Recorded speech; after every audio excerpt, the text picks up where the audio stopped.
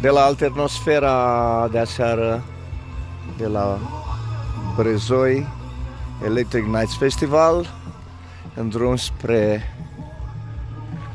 Jazz Festival.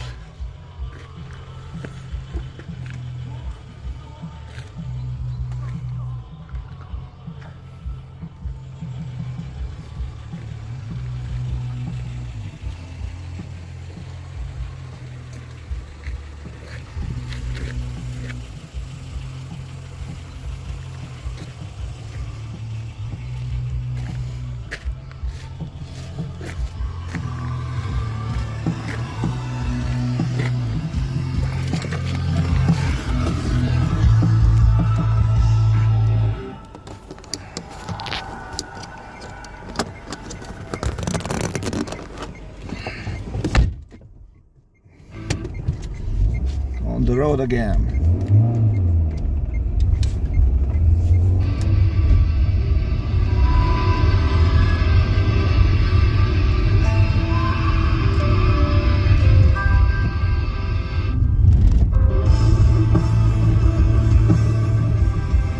Cărăna ne așteaptă.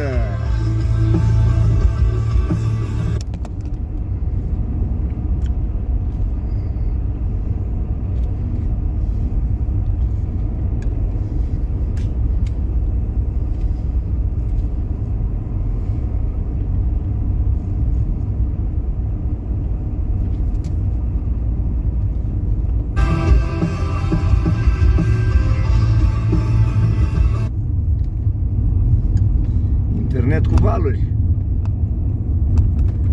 Suntem în apropierea obârșii Lotului, în creierii munților, aproape de nori. Acum nu sunt nori.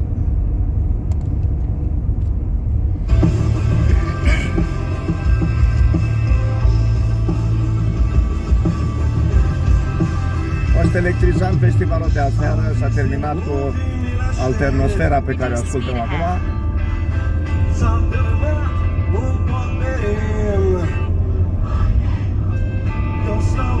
I-am prins pe Zob,